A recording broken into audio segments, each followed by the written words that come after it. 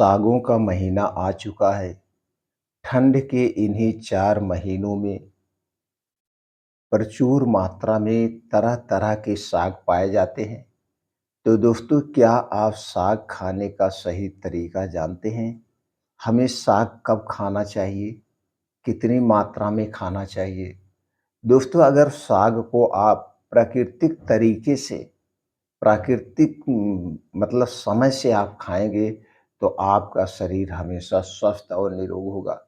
दोस्तों, में साग में सभी तरह के एंटीऑक्सीडेंट पाए जाते हैं, प्रोटीन्स पाए जाते हैं, विटामिन्स पाए जाते हैं और साग को सभी लोगों को खाना चाहिए। तो आज की वीडियो में दोस्तों हम जानकारी शेयर करेंगे, साग खाने का प्राकृतिक तरीका क्या है?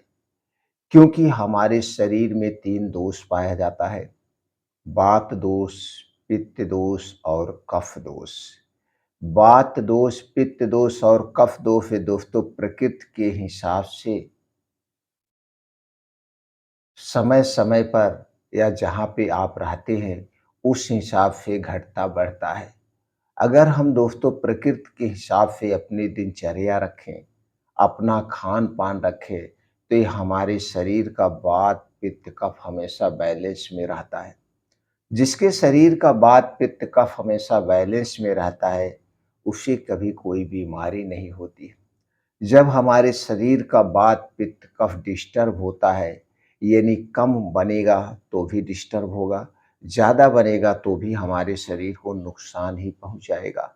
इसलिए अपने दिनचर्या को हमेशा मेंटेन रखें। अपने शरीर के वात पित्त कफ को हमेशा बैलेंस रखें। इसके लिए वात पित्त कफ को बढ़ाने वाली जितनी भी चीज़ें हैं उनका सेवन हमें नहीं करना चाहिए। वात पित्त कफ से संबंधित डिटेल में बहुत सारी वीडियो दोस्तों हमने अपलोड किए हैं। आप उन वीडियो को देख करके अपने वात पित्त कफ को मैनेज कर सकते हैं। तो चलिए दोस्तों, हम जानते हैं ठंडी के इन दिनों में हमें किन-किन चीज़ों का साग सबसे ज़्यादा खाना चाहिए। और जिस दिन हम साग खाएँ, उस दिन हमें और क्या नहीं खाना चाहिए।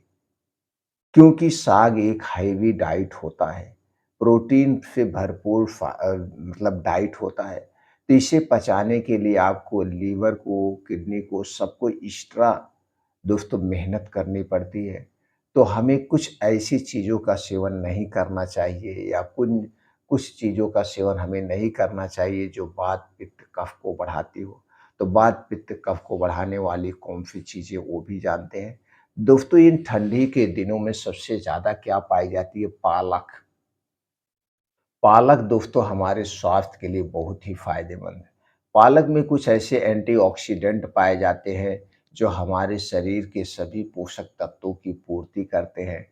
पालक में आयरन, कैल्शियम प्रचुर मात्रा में पाया जाता है। इसके बाद दोस्तों इसे ठंडी के दिनों में मेथी पाई जाती है। मेथी की पत्तियों के साग हमें ज़रूर खाना चाहिए। इससे गैस, कब्ज़, एसिडिटी दूर होती है।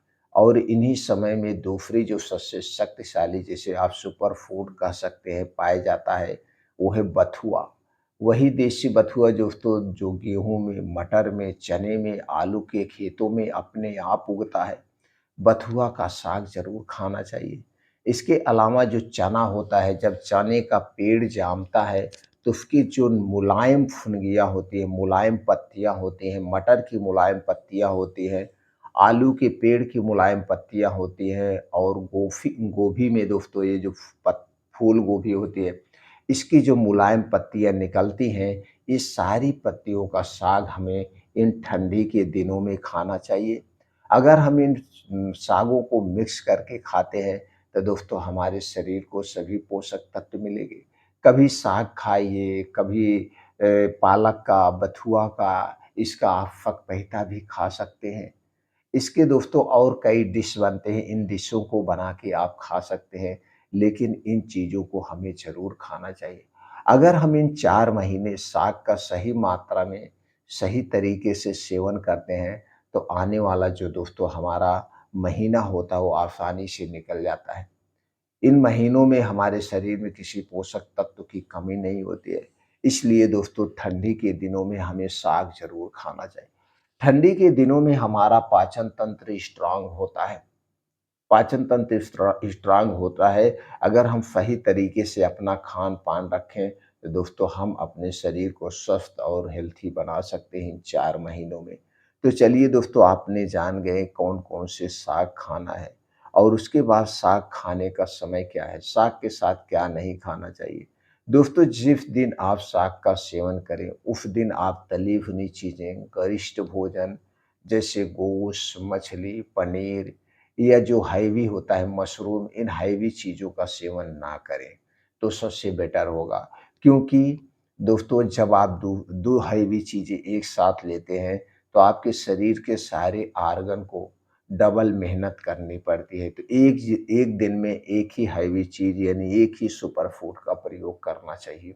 इस बात का ध्यान दीजिए। दूसरी चीज़, तली भुनी चीज़ों का सेवन नहीं करना चाहिए। तली भुनी चीज़ें हमारे पेट में गैस, कब्ज़, एसिडिटी को बढ़ाती है। तीसरी चीज़ दोस्तों, ठंडे पेय पदार्थों का सेवन नहीं करना चाहिए।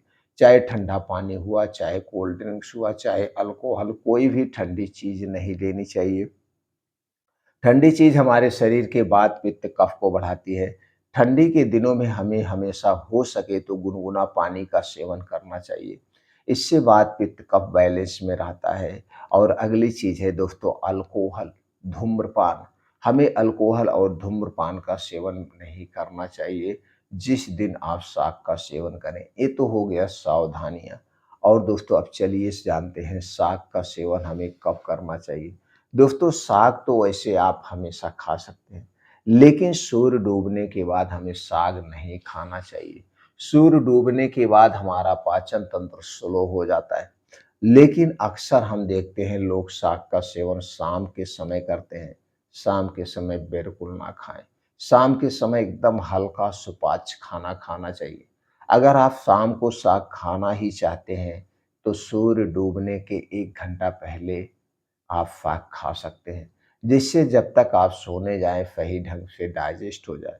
दोस्तों, इससे प्रकृति हमारा ये कहता है, आयुर्वेदिक आता है, जैसे सूर्योदय हो, सूर्योदय के 2 घंटे बाद आप खाना शुरू कर सकते हैं और सूर्योदय के 1 घंटे पहले आप अपना खाना बंद कर दीजिए। रात का मतलब होता है पूर्ण रूप से आराम, चाहे वह शारीरिक हो या मानसिक हो। सूर्य डूबने के बाद हमें पूर्ण रूप से अपने शरीर को आराम देना चाहिए। आराम में सारी चीज़ें शामिल होती है दोस्तों। लेकिन आज के समय में अक्सर हम लोगों की दिनचर्या के बारे में देखते हैं, देख के चौंक जाते हैं।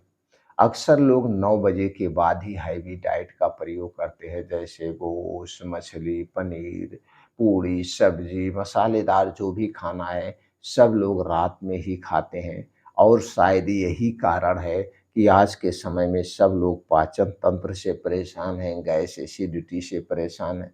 तो दोस्तों, साग खाने का जो सबसे उचित समय है, वो है सुबह का समय और दोपहर का समय।